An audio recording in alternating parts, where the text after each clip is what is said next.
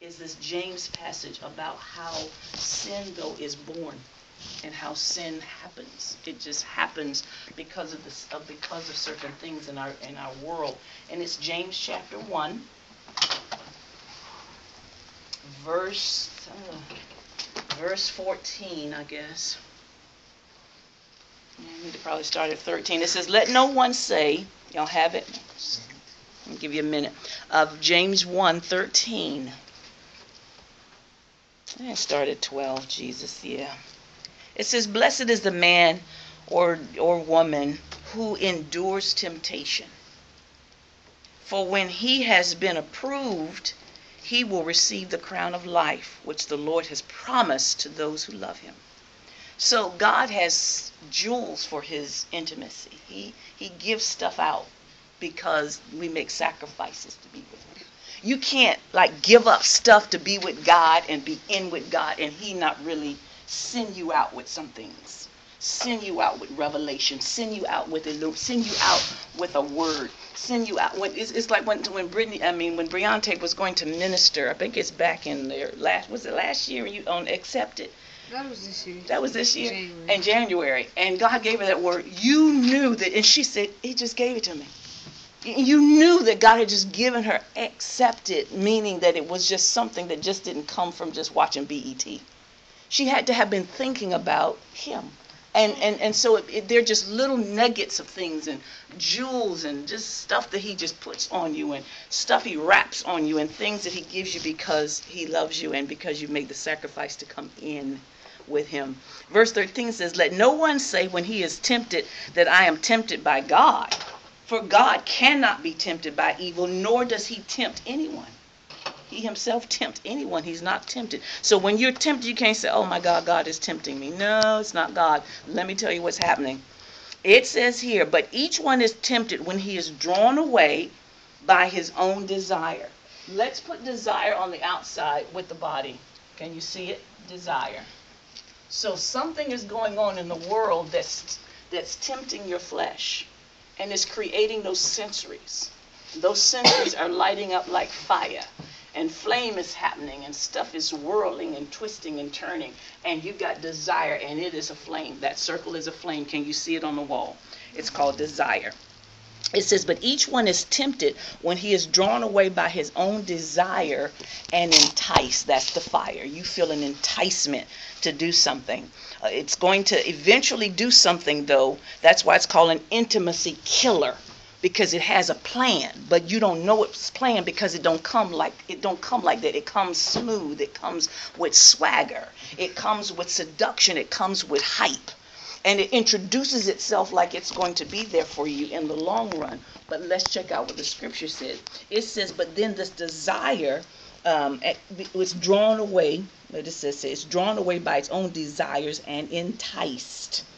So it got a taste to it and a desire to it. "Then when desire has conceived, it gives birth to sin." So you've got desire moving by enticement like a fire. And it is producing this inner layer inside of your life that's called what? Do you see it? Sin. No, we haven't got to sin yet, is it? Oh, yeah. When desire has conceived, it gives birth to something called what?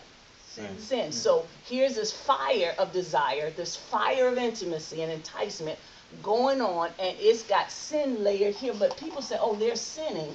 That thing has happened in your body, and your mind is in agreement with it. So you got your mind in sin thought now, and your body in a flame of desire and enticement. What is happening in the spirit? Next verse, or next line of the verse. It says, "And when sin, when it is full grown, brings forth what?" Everybody say it. Brings forth what? Death. So now where I was in with spirit, and I'm alive to God, and I'm intimate with God, and I'm relating with him, and I'm hearing him, now something has happened in my spirit. What happens? It's gone into a death mode. It's gone into a death mode because that which is supposed to bring the spirit to speak to the soul is alive, the body is in agreement, we're all walking together because the spirit is moving. Now we have something opposite. We've got all of this desire and everybody everybody's looking good. Not only are we looking at booties and looking at abs, now we're responding to it. Right? We're not just looking. Now Jesus says, if you look, you've already committed it. Because now you've gone to another level of engagement. You in it now in your mind. That's where the sin is. Your mind now is creating desire. Desire is creating the sin. I mean, it's back and forth. They got this thing. Say 2/3. 2/3. 2/3 of you are working against the last third. What is your last third? Your spirit. Your spirit is like, I want Jesus. I really do love God. I really want to serve him. I really don't want to stand up and worship him. But I'm dead. Because I got all of this fire desire on the outside. Enticement.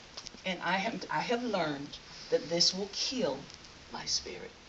Desire and enticement and things and lust and looking and lapping, and all of a sudden then my mind gets in agreement. Once my mind gets in agreement, it starts producing all of the other things, and it's moving, and then my little spirit be like, shoot, can't do no more. I'm out. If somebody don't help me, if somebody don't pray for me, if I don't really get in here and read or do something, I'm going to miss it. I think y'all said that. If you don't get some help, then you say that, Brianna. Sometimes you just have to get some help. You have to confess your fault. You have to say, I am way out here. My mind is all the way over in somewhere doing all kinds of things. I need to come in. So we've got to know that these are killers. Our body can work some things in the flesh, that our mind can work some immodesty in its thinking, and all of a sudden we'll be out there. But God says not so. Would you stand up for me for a moment?